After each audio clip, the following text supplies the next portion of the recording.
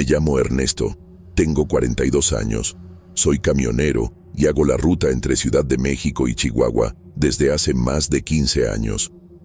Estoy acostumbrado a la carretera, a los problemas, a las noches sin dormir, pero lo que viví ese día en la Sierra Madre Occidental me marcó de una manera que no puedo explicar.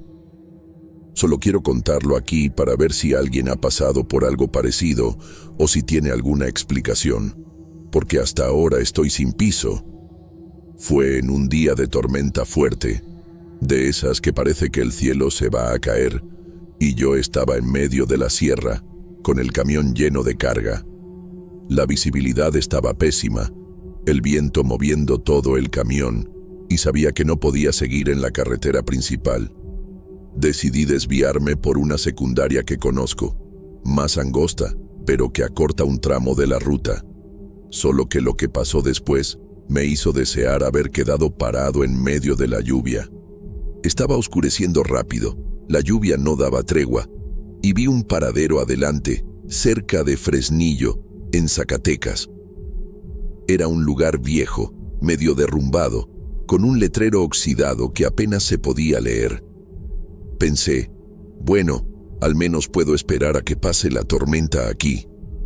Estacioné el camión enfrente, bajé y entré en lo que parecía ser una especie de cafetería abandonada. El lugar estaba vacío, olía a moho y el silencio era pesado, solo roto por el ruido de la lluvia golpeando el techo de zinc agujereado.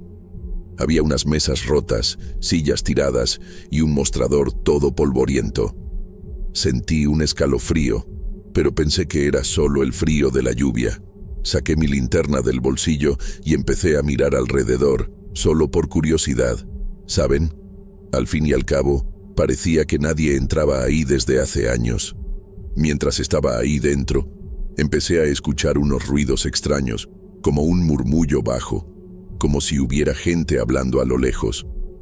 Primero, pensé que era el viento o la lluvia golpeando algo, pero el sonido se fue haciendo más claro, más cercano. Mi corazón se aceleró y apunté la linterna hacia las paredes, hacia las ventanas rotas, pero no vi nada. Solo que el murmullo no paraba y parecía venir de todos lados. Me quedé paralizado, con la sensación de que no estaba solo ahí. Intenté convencerme de que era cosa de mi cabeza, que estaba cansado, pero entonces escuché un grito ahogado, como si alguien hubiera sido cortado a mitad de una frase. Mi sangre se heló y casi dejó caer la linterna de la mano. Eso no era viento, no era lluvia, era humano, o al menos lo parecía. En ese momento, solo quería salir de ahí lo más rápido posible, pero mis pies parecían pegados al suelo. Mientras intentaba moverme, vi unas sombras moviéndose cerca del mostrador, como si hubiera gente ahí, pero no se veía bien. La linterna temblaba en mi mano y sentí un frío en la espalda que no era por la temperatura. Las sombras empezaron a tomar forma, y juro por todo lo más sagrado que vi personas, o lo que parecían ser personas, ahí enfrente mío. Eran figuras borrosas, pero se notaba que había algo mal con ellas. Una parecía tener la cara toda golpeada, otra parecía arrastrar una pierna de una manera extraña. No podía respirar bien, mi pecho estaba apretado y solo pensaba que necesitaba correr al camión. Pero mis ojos no se despegaban de eso, como si estuviera obligado a mirar. Las figuras empezaron a moverse más rápido, como si estuvieran representando algo. Y entonces escuché más gritos, desesperados, como si alguien estuviera pidiendo ayuda. Había un sonido que parecía de cuchillo cortando y vi una de las sombras caer al suelo como si hubiera sido atacada. Mi estómago se revolvió y sentí un miedo que nunca había sentido en la vida. No era solo lo que veía, era la sensación de desesperación que parecía asfixiarme. Parecía que estaba viendo un pedazo de algo horrible que pasó ahí, algo que se repetía enfrente mío. No podía pensar bien, solo sabía que necesitaba salir, pero mis rodillas temblaban tanto que casi me caigo. Finalmente, logré dar unos pasos hacia atrás, todavía mirando a las sombras que parecían no notarme.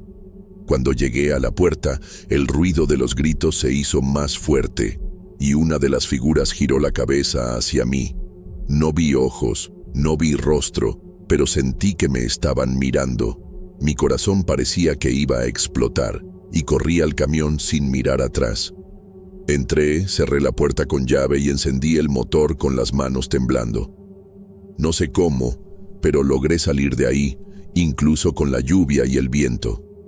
Mientras manejaba, miraba por el retrovisor todo el tiempo, pensando que iba a haber algo o alguien siguiéndome. No vi nada, pero la sensación de que había algo malo no me soltaba. Todo mi cuerpo estaba tenso y solo quería llegar a un lugar con gente, con luz, cualquier cosa que me hiciera sentir seguro. Nunca había sentido tanto miedo en mi vida.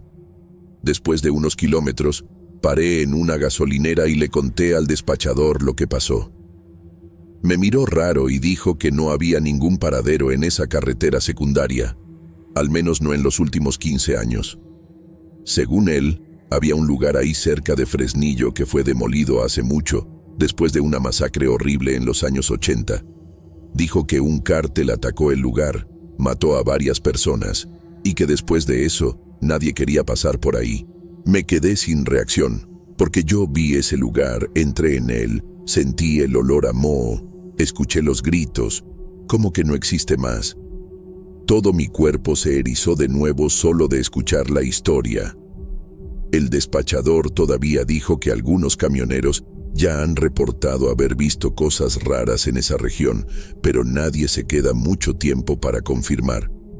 Seguí pensando en qué significaba ese lugar, por qué vi lo que vi.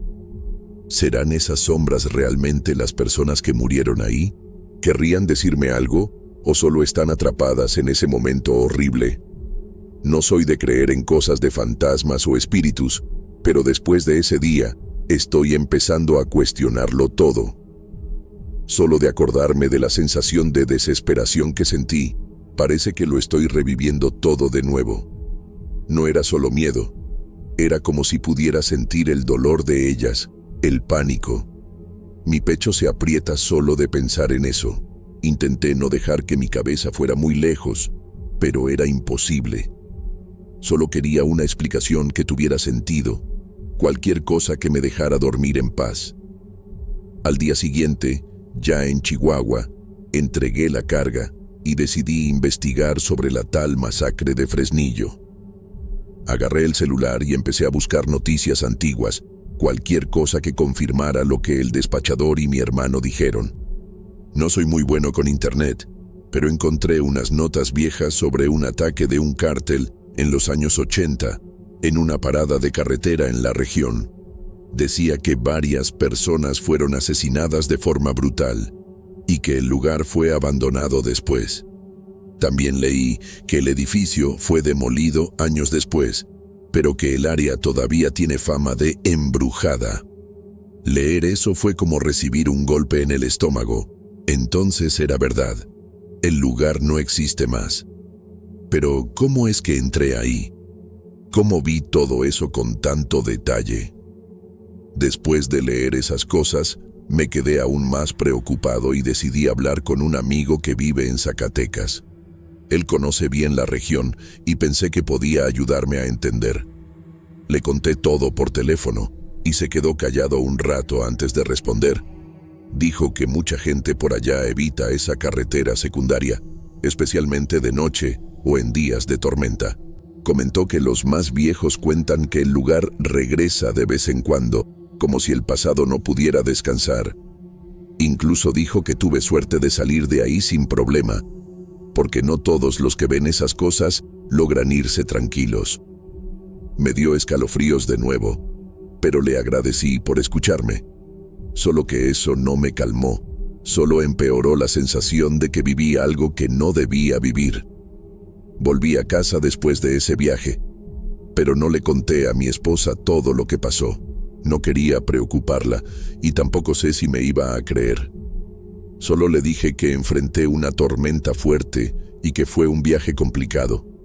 pero creo que ella notó que algo estaba mal, porque estaba más callado de lo normal.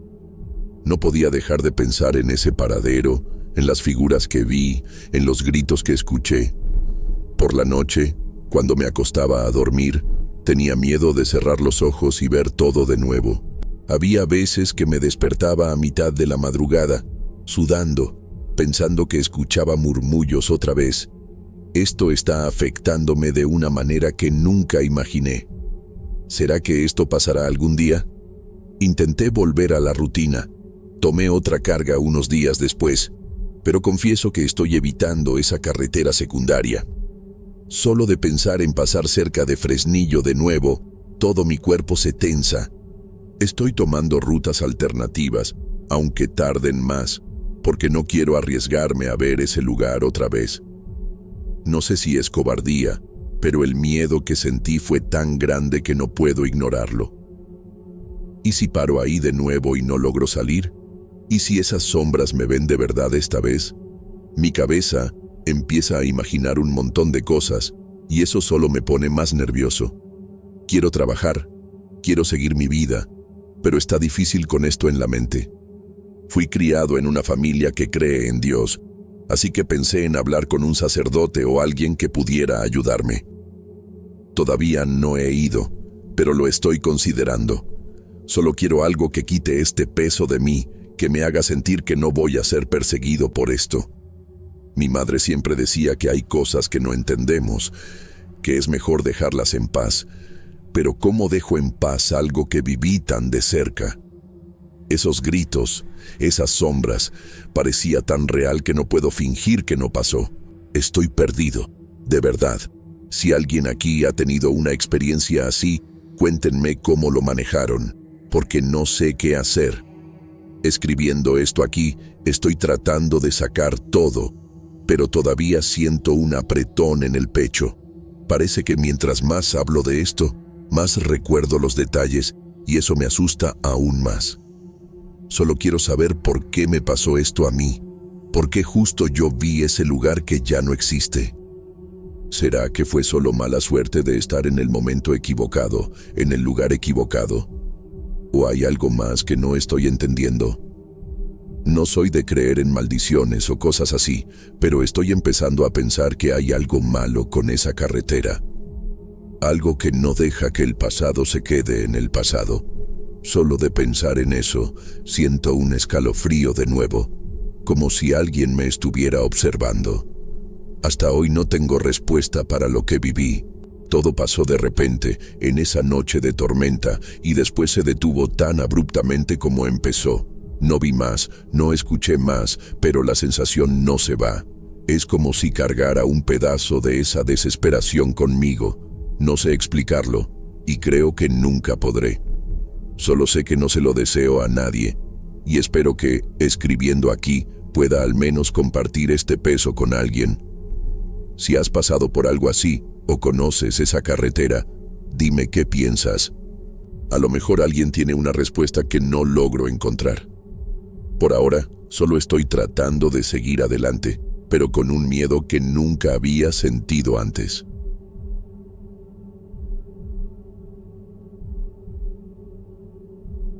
Mi nombre es Miguel, tengo 52 años y desde hace más de 25 años recorro las carreteras entre Monterrey y Guadalajara, transportando todo tipo de mercancía. Conozco cada curva, cada gasolinera y cada bache de estas rutas como la palma de mi mano. Siempre fui un hombre práctico, de esos que cree solamente en lo que ve y toca. Nunca le di mucha importancia a las historias de apariciones o cosas sobrenaturales que otros compañeros contaban durante las paradas en las gasolineras de carretera. Para mí, eran solo formas de pasar el tiempo o resultado de muchas horas sin dormir bien. Pero lo que me pasó hace unos 8 meses cambió completamente mi visión sobre lo que existe más allá de nuestro entendimiento. Todavía siento escalofríos cuando recuerdo aquella noche y las semanas que siguieron. A veces me despierto a medianoche sudando frío, con la sensación de que no estoy solo en la cabina de mi tráiler. Era un martes como cualquier otro. Acababa de entregar una carga de autopartes en Guadalajara y estaba regresando a Monterrey, donde recogería otro cargamento a la mañana siguiente. El cielo estaba despejado, con una luna llena que iluminaba la carretera, haciendo el viaje menos cansado. Me había detenido solo una vez para comer algo rápido y tomar un café bien cargado para aguantar el trayecto. Alrededor de las 11:40 de la noche, cuando pasaba por un tramo más solitario de la carretera, sonó mi celular. Me pareció extraño, pues en esa zona la señal solía ser pésima y rara vez recibía llamadas tan tarde. Miré rápidamente la pantalla y vi que era el número de mi hermano Raúl. Él vivía en Hermosillo con su esposa y 2 hijos. Y no solíamos hablar con mucha frecuencia, quizá una vez al mes, generalmente los domingos. Por eso, una llamada suya a esa hora me dejó inmediatamente preocupado. Lo puse en altavoz y contesté, manteniendo los ojos en la carretera oscura frente a mí. Miguel, soy yo, Raúl. Su voz sonaba extraña, como si estuviera hablando desde muy lejos, con un eco perturbador que hacía que las palabras se arrastraran. Necesito que vengas a mi casa en Hermosillo ahora. Es urgente. Tengo problemas serios. Le pregunté qué estaba pasando, si su familia estaba bien, pero él solo repitió que era urgente y que necesitaba que fuera inmediatamente. No hables con nadie sobre esto. Solo ven. Tengo miedo, Miguel. La llamada entonces se llenó de estática, y antes de que pudiera hacer más preguntas, se cortó. Intenté llamar de vuelta varias veces, pero solo entraba el buzón de voz. Me quedé extremadamente preocupado. Raúl nunca fue de pedir ayuda. Siempre fue el tipo de hombre que resolvía sus propios problemas. Para que me llamara de esa manera, a medianoche, algo muy grave debía estar pasando. Sin pensarlo 2 veces, decidí cambiar mi ruta. Avisé a mi jefe que tenía una emergencia familiar y que necesitaría desviarme a Hermosillo, prometiendo compensar el retraso después. El viaje hasta Hermosillo fue el más largo de mi vida. Manejé casi 7 horas sin parar, con la mente hirviendo de preocupaciones. Imaginé 1000 escenarios, problemas con deudas, amenazas de algún criminal local, violencia doméstica, enfermedad grave. Intenté llamar a su casa varias veces, pero nadie contestaba. También intenté el celular de su esposa, Lucía, pero tampoco obtuve respuesta. Cuando finalmente llegué a la ciudad, ya pasaban de las 7 de la mañana. El sol comenzaba a salir, pero el cielo estaba cubierto por nubes oscuras que anunciaban una tormenta. Conocía bien el camino a la casa de Raúl, una colonia tranquila en las afueras de la ciudad. Conforme me acercaba, noté que mi corazón latía cada vez más fuerte. Había algo en el aire, una sensación de que algo no estaba bien. Cuando finalmente estacioné frente a su casa, me di cuenta de que todas las ventanas estaban cerradas y no había ninguna señal de movimiento. El coche de Raúl no estaba en la cochera, lo que me pareció extraño, ya que me había pedido ir hasta allá con tanta urgencia.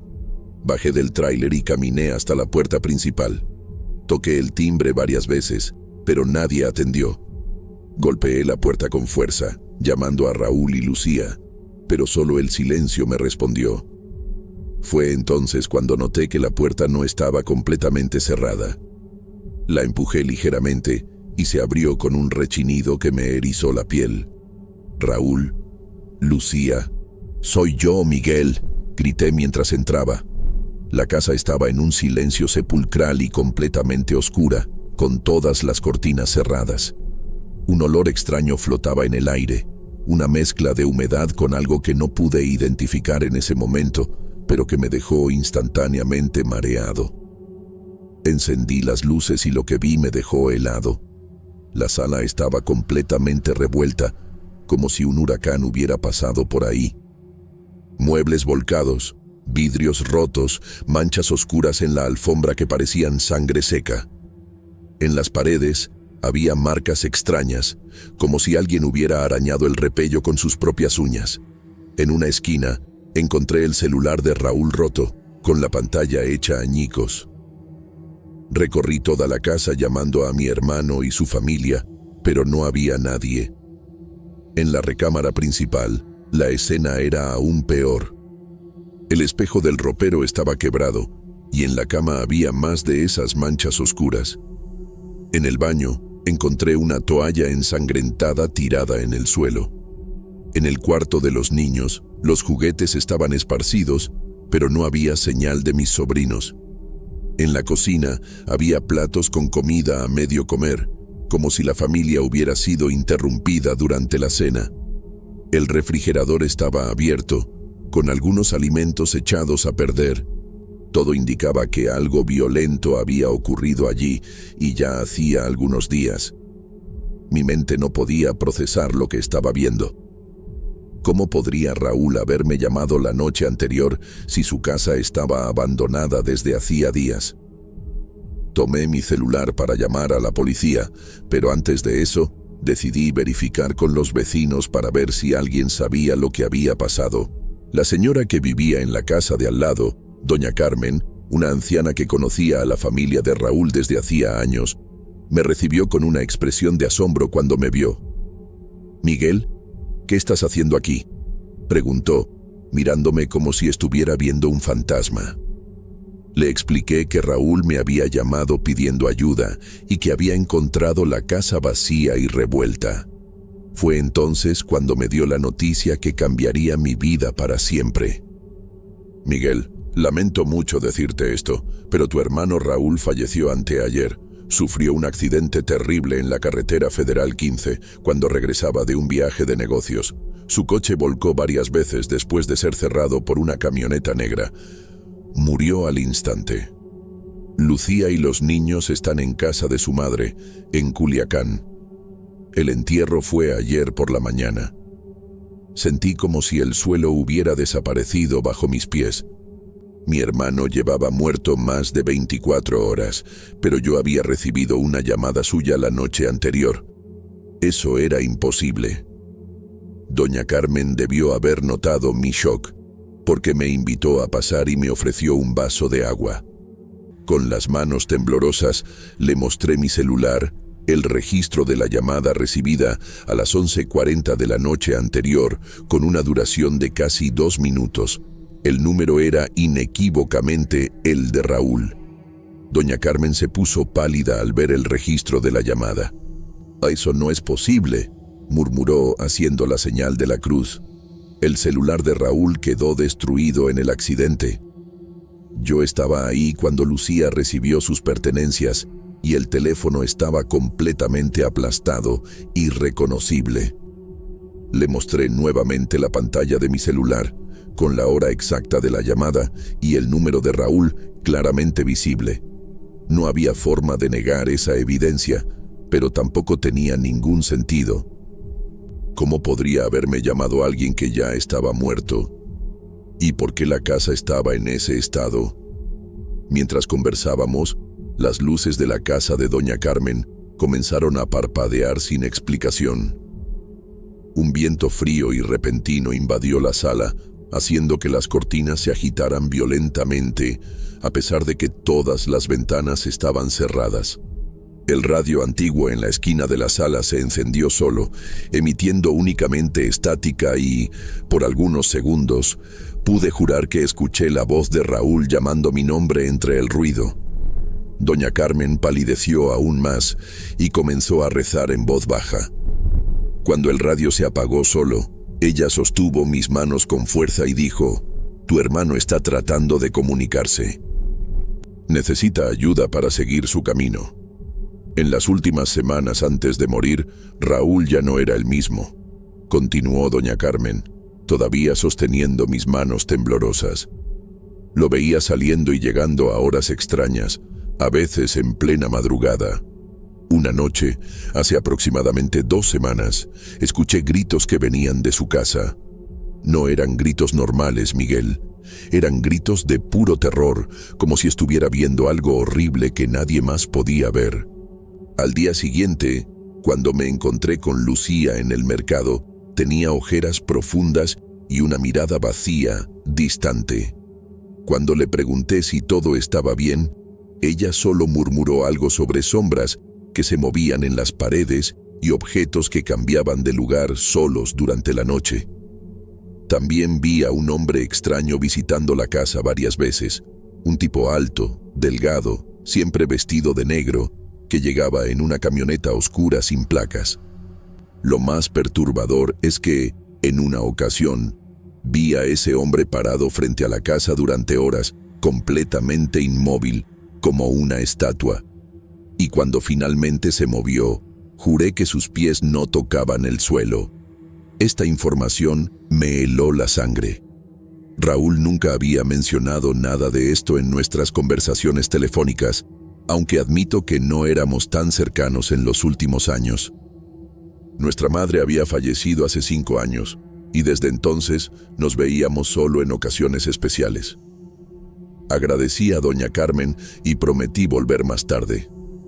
Cuando estaba saliendo, ella sujetó mi brazo con una fuerza sorprendente para una señora de su edad. «Ten cuidado, Miguel. Lo que sea que se llevó a tu hermano puede estar tras de ti ahora. No contestes llamadas de números desconocidos, especialmente a medianoche.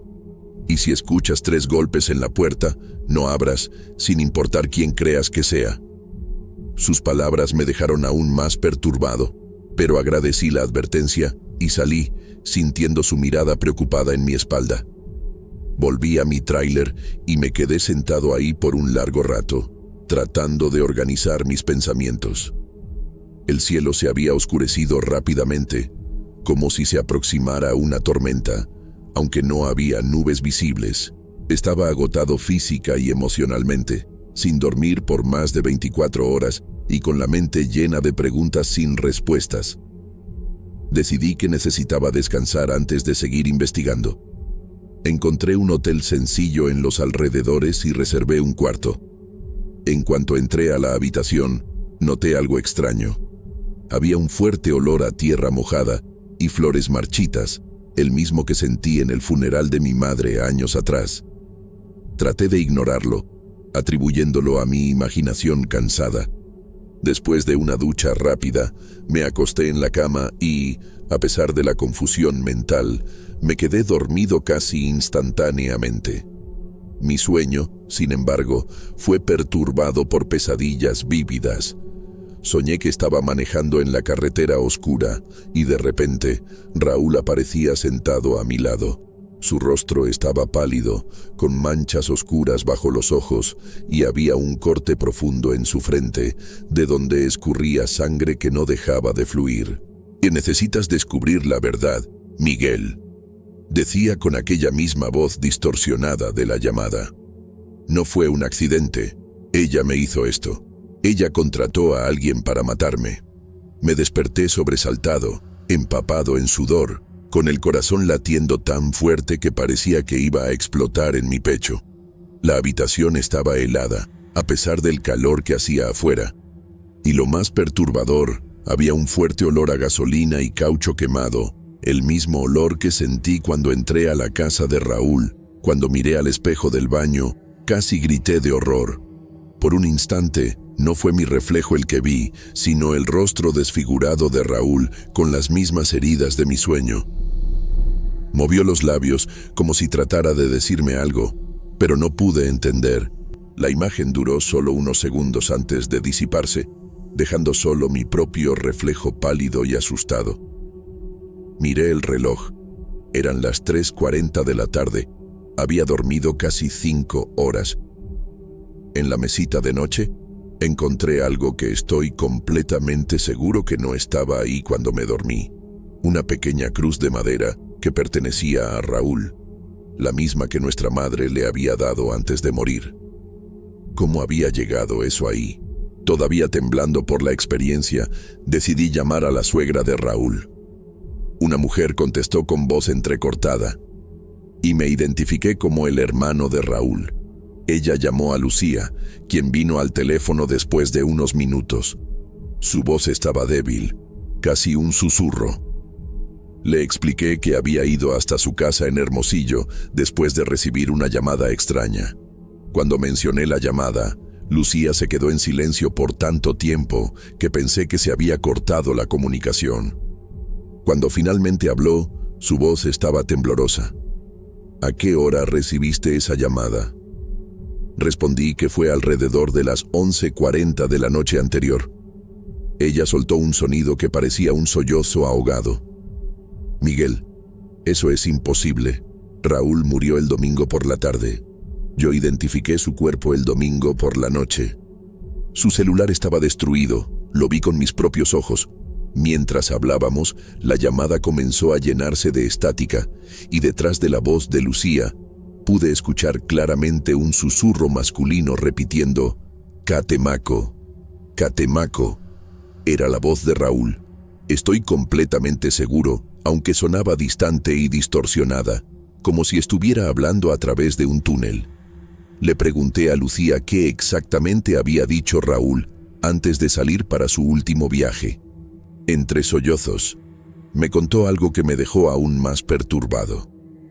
Miguel, la noche del sábado, un día antes del accidente, Raúl me despertó en medio de la madrugada, alrededor de las 3 de la mañana. Estaba agitado, diciendo que había visto una sombra negra parada a los pies de nuestra cama, observándolo. Cuando encendió la luz, no había nada ahí, pero las paredes de la habitación estaban cubiertas de marcas de manos, como si cientos de personas hubieran presionado sus palmas contra el repello. Lo más aterrador es que, cuando tocamos las marcas, estaban calientes y húmedas. Minutos después, todas desaparecieron sin dejar rastro. Esa misma noche, recibió una llamada extraña de un número desconocido. La persona del otro lado de la línea no se identificó, pero dijo exactamente las mismas palabras que tú escuchaste. Raúl quedó aterrorizado. El domingo por la mañana, dijo que necesitaba ir hasta Ciudad Obregón para encontrar a alguien que podría ayudarlo a librarse de lo que él llamaba la cosa que me sigue. Sentí un escalofrío recorrer mi espalda. Mientras Lucía hablaba, las luces de mi habitación de hotel comenzaron a parpadear y el televisor se encendió solo, mostrando únicamente estática. En medio del ruido, por un segundo, apareció claramente la imagen de una carretera desierta y un coche volcando en cámara lenta. Era el coche de Raúl. Le pregunté a Lucía si sabía a quién había ido a ver Raúl en Ciudad Obregón, pero ella dijo que él no había dado detalles, solo que era alguien que podría acabar con la maldición. Esa palabra, maldición, quedó resonando en mi cabeza. Le pregunté a Lucía si Raúl tenía enemigos, si estaba involucrado en algún tipo de problema. Ella dudó antes de responder. En ese momento, escuché claramente 3 golpes fuertes en la puerta de mi habitación de hotel. Recordé inmediatamente la advertencia de doña Carmen y me quedé paralizado, sin saber qué hacer. Los golpes se repitieron, más fuertes esta vez, haciendo que la puerta temblara en sus bisagras. «Miguel, ¿sigues ahí?» La voz de Lucía sonaba distante en el teléfono. En los últimos meses, Raúl estaba diferente. Continuó Lucía, sin percatarse de mi pánico. Más reservado, siempre nervioso, mirando por encima del hombro como si esperara que algo malo sucediera en cualquier momento. Comenzó después de que tuvimos una pelea fea con mi madre por la herencia de mi padre. Mi madre se enfureció cuando supo que papá le había dejado parte de sus bienes a Raúl, que ni siquiera era su hijo de sangre. Ella hizo amenazas, dijo que Raúl se arrepentiría. 2 semanas después, comenzaron las cosas extrañas. Primero fueron las pesadillas que tenía todas las noches, siempre despertando gritando, diciendo que alguien estaba tratando de ahogarlo. Después comenzaron los fenómenos inexplicables. Objetos que desaparecían y reaparecían en lugares imposibles, voces susurrando en las paredes durante la noche, huellas mojadas que surgían de la nada en el pasillo, siempre llevando hasta nuestra cama. Una mañana, encontramos todos los espejos de la casa cubiertos con una sustancia negra y viscosa que olía a carne podrida. Y estaba ese hombre de negro que comenzó a aparecer en todos los lugares a donde íbamos, siempre observando desde lejos. Lo más extraño es que nadie más que Raúl podía verlo. Él estaba convencido de que mi madre había hecho algún tipo de trabajo contra él en Catemaco. Colgué el teléfono con Lucía y me quedé sentado en la cama, tratando de procesar todo lo que había descubierto. Catemaco. Ese nombre seguía martillando en mi cabeza. Cualquier mexicano conoce la fama de ese lugar en Veracruz, conocido como la capital de la brujería en el país.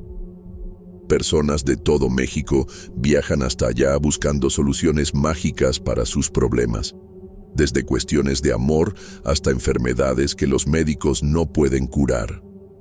Pero también es un lugar temido, donde dicen que se pueden contratar trabajos oscuros para perjudicar a enemigos.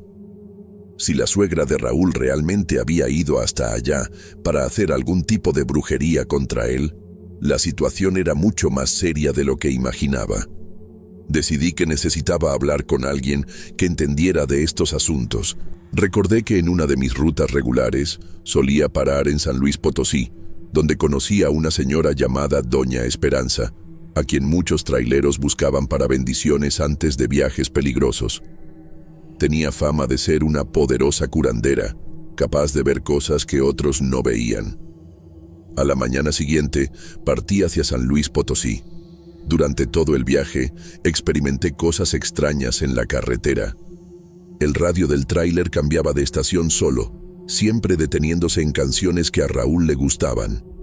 El aire dentro de la cabina se ponía repentinamente helado, incluso con el calor abrasador del desierto afuera. Varias veces tuve la clara sensación de que había alguien sentado en el asiento del pasajero, aunque no hubiera nadie visible. En un tramo particularmente desierto de la carretera, vi a un hombre alto vestido de negro parado en el acotamiento, completamente inmóvil. Cuando pasé junto a él, giré la cabeza para mirar por el retrovisor, pero no había nadie ahí. Llegué a San Luis Potosí al final de la tarde y fui directo a la colonia donde vivía Doña Esperanza. Era una zona sencilla en las afueras de la ciudad, con casas modestas y calles de tierra. Su casa era fácilmente reconocible por las plantas medicinales que crecían en el pequeño jardín del frente y por las cintas de colores amarradas en el portón de entrada, que según la tradición, alejaban energías negativas. Doña Esperanza me recibió como si ya me estuviera esperando. Era una mujer de unos 70 años, pequeña y delgada, con cabello blanco recogido en una trenza larga. Sus ojos oscuros parecían penetrar hasta el fondo de mi alma. «Te tardaste en llegar, Miguel», dijo, llamándome por mi nombre aunque no me había presentado. «Tu hermano está inquieto». Me quedé paralizado en la puerta, sin saber cómo reaccionar. Ella sonrió amablemente y me invitó a pasar. El interior de la casa era sencillo, pero acogedor, con el olor característico de hierbas secas e incienso. En un altar en la esquina de la sala, había imágenes de santos católicos mezcladas con símbolos indígenas, velas de varios colores y pequeñas ofrendas de comida y bebida. Me indicó una silla y se sentó frente a mí. Sin que yo dijera una palabra, comenzó a hablar sobre Raúl, describiéndolo con una precisión aterradora, mencionando detalles que solo alguien que lo conocía podría saber. «Tu hermano no puede descansar», dijo, encendiendo una vela blanca. «Su espíritu está atrapado entre los mundos porque su muerte no fue natural. No fue un simple accidente, como quieren hacer parecer». Tomó mis manos entre las suyas y cerró los ojos. Su cuerpo comenzó a temblar ligeramente y su respiración se volvió más profunda. Cuando abrió los ojos nuevamente, su voz sonaba diferente, más grave. La mujer de cabello gris buscó al brujo de Catemaco en luna nueva. Llevó una foto, ropa y cabellos de tu hermano. Pagó con oro y sangre de gallina negra. El brujo hizo el trabajo en una encrucijada, enterrando las pertenencias de Raúl junto con hierbas amargas y huesos de animales muertos.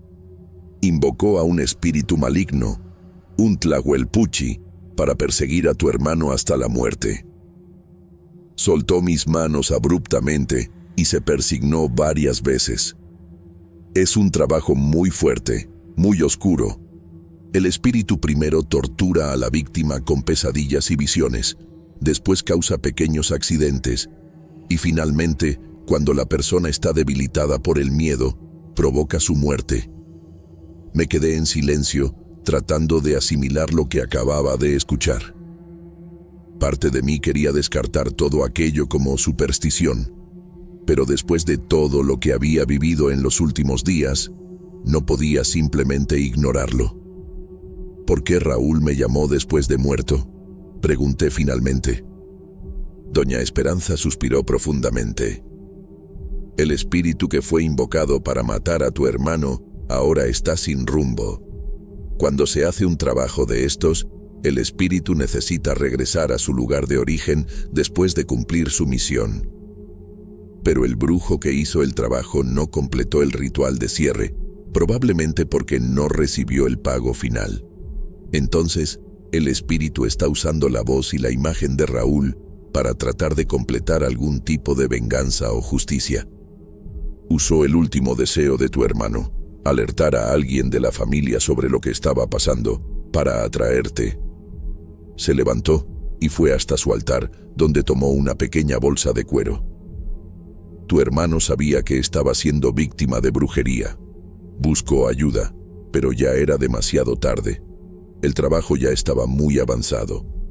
¿Qué puedo hacer?, pregunté sintiendo una mezcla de miedo y determinación. Hay dos cosas, respondió ella. Primero, necesitas ayudar al espíritu de tu hermano a encontrar paz. Para esto, debes realizar un ritual de descanso en 3 lugares: donde nació, donde vivió sus momentos más felices y donde murió. En cada lugar, debes encender una vela blanca, ofrecer agua fresca y rezar por su alma. Me entregó 3 velas blancas especiales que tenían símbolos extraños grabados en la cera.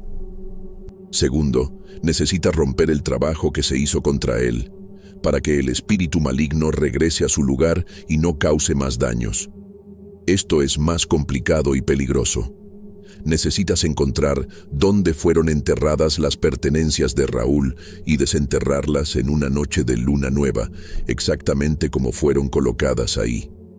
Después, debes quemarlas con hierbas de limpieza y esparcir las cenizas en agua corriente. Me entregó la pequeña bolsa de cuero. Dentro hay hierbas de protección. Llévalas siempre contigo. Y más importante, no confíes en nadie de la familia de tu cuñada hasta que todo esté resuelto. Salí de la casa de Doña Esperanza con la cabeza dando vueltas, pero con un plan de acción. Primero, realicé los rituales para el descanso de Raúl. Fui hasta Monterrey, donde había nacido, después a una playa en Puerto Peñasco, donde solía pasar vacaciones con su familia, y finalmente hasta el lugar del accidente en la carretera federal 15. En cada lugar seguí las instrucciones de Doña Esperanza al pie de la letra. En el lugar del accidente, mientras encendía la vela, sentí una presencia fuerte a mi lado. El aire se puso helado y por un instante vi claramente la silueta de Raúl, no como el cuerpo desfigurado de mis pesadillas, sino como era en vida, sonriendo tranquilamente. La visión duró solo unos segundos, pero me dio la certeza de que estaba en el camino correcto. La parte más difícil sería descubrir dónde habían sido enterradas las pertenencias de Raúl. Decidí que necesitaba confrontar a su suegra, incluso contra el consejo de Doña Esperanza. Manejé hasta Culiacán, donde ella vivía, preparando mentalmente lo que diría. Llegué a la casa de la suegra de Raúl al inicio de la noche. Era una casa grande y bien cuidada, mostrando que la familia tenía dinero. Toqué el timbre y una empleada atendió. Cuando me identifiqué como el hermano de Raúl, pareció nerviosa, pero me dejó entrar y fue a llamar a la señora de la casa. Mientras esperaba en la sala, noté varias fotos familiares, incluyendo algunas de Raúl con Lucía y los niños. En un estante había algo que me llamó la atención: una pequeña estatua de la Santa Muerte, un culto asociado a prácticas oscuras. La suegra de Raúl, doña Mercedes, entró en la sala con una expresión de sorpresa que no logró disimular completamente. Era una mujer de unos 60 años, con cabello gris bien arreglado y joyas caras. Me saludó fríamente y preguntó el motivo de mi visita. Decidí ser directo. «Vine a hablar sobre lo que usted hizo contra mi hermano», dije, observando atentamente su reacción. Su rostro palideció por un instante, pero rápidamente recuperó la compostura. «No sé de qué estás hablando», respondió, pero su voz tembló ligeramente. «Sé que usted contrató a un brujo en Catemaco para hacer un trabajo contra Raúl», continué. «Y sé que usó magia negra para causar el accidente que lo mató». Soltó una risa forzada, pero sus ojos revelaban miedo. «Eso es absurdo. Estás trastornado por la muerte de tu hermano y buscando culpables donde no existen». Pero mientras hablaba, sus manos temblaban visiblemente. Decidí lanzar un farol. El brujo lo confesó todo. Me contó sobre el ritual en la encrucijada, sobre las pertenencias de Raúl que usted le entregó, sobre el Tlahuelpuchi que fue invocado. Está asustado por las consecuencias espirituales porque el ritual no se completó correctamente. Al mencionar el Tlahuelpuchi, vi el terror en sus ojos. Se levantó abruptamente y gritó que me fuera de su casa. Pero antes de que pudiera llamar a alguien, las luces comenzaron a parpadear violentamente. Un viento helado invadió la sala, haciendo que las cortinas se agitaran. Los portarretratos con las fotos familiares cayeron de los estantes, uno tras otro. La estatua de la Santa Muerte giró sobre sí misma y cayó al suelo, rompiéndose en pedazos. Doña Mercedes soltó un grito de pavor y cayó de rodillas. «Fue ella», confesó entre sollozos, señalando un retrato de una señora anciana en la pared. «Mi madre nunca aceptó a Raúl en la familia. Cuando mi esposo murió y dejó parte de la herencia para él, se enfureció. Dijo que ningún extraño se llevaría lo que pertenecía a la familia por derecho. Me obligó a ir con ella hasta Catemaco. Yo no quería, lo juro por Dios que no quería, pero me amenazó. Dijo que si no la ayudaba, haría lo mismo contra mis nietos. Lloraba descontroladamente ahora. El brujo pidió objetos personales de Raúl. Mi madre robó una camisa suya, mechones de cabello que encontró en el baño cuando nos visitó y una foto. Fueron enterrados en una encrucijada cerca del rancho que tenemos en las afueras de Culiacán. Yo no sabía que Raúl moriría. Pensé que sería solo un susto, un accidente leve para asustarlo y hacer que desistiera de la herencia. En ese momento, todas las luces se apagaron completamente, dejándonos en la oscuridad total. En el silencio que siguió, escuché claramente la voz de Raúl, ya no distorsionada como antes, sino clara y firme. «Ahora conoces la verdad, Miguel. Termina lo que comencé». La noche siguiente, que coincidentemente era de luna nueva, fui hasta el rancho de la familia con doña Mercedes, que estaba completamente aterrorizada y dispuesta a cooperar. Me llevó hasta la encrucijada donde las pertenencias de Raúl habían sido enterradas. Siguiendo las instrucciones de doña Esperanza, desenterré el paquete macabro que contenía exactamente lo que la suegra de Raúl había descrito, además de huesos de animales, hierbas secas y símbolos extraños dibujados en un pedazo de papel con lo que parecía ser sangre seca. Sin abrir el paquete, lo llevé a un lugar abierto, donde preparé una pequeña fogata con las hierbas de limpieza que doña Esperanza me había dado. Mientras el paquete se quemaba, recité las oraciones que ella me enseñó. Las llamas tomaron colores extraños, azul, verde, morado, y el olor que emanaba era nauseabundo. Cuando todo se transformó en cenizas, las recogí cuidadosamente y al amanecer, las esparcí en las aguas de un río cercano, viéndolas ser llevadas por la corriente. En los días que siguieron, sentí una paz que no experimentaba desde antes de la muerte de Raúl. Las pesadillas cesaron, así como las manifestaciones extrañas. Lucía me contó que los niños que venían teniendo pesadillas terribles con un hombre oscuro parado a los pies de sus camas, finalmente podían dormir tranquilamente. La madre de doña Mercedes, la verdadera responsable del trabajo contra Raúl, sufrió un derrame una semana después y quedó paralizada, incapaz de hablar. Un destino que muchos en la familia interpretaron como justicia divina o karma. En cuanto a mí, volví a mis rutas habituales, transportando mercancías entre Monterrey y Guadalajara. A veces, cuando estoy manejando solo en la carretera por la noche, tengo la sensación de que Raúl está a mi lado, no como una presencia aterradora, sino como un compañero silencioso de viaje. Nunca más recibí llamadas extrañas, ni experimenté fenómenos inexplicables.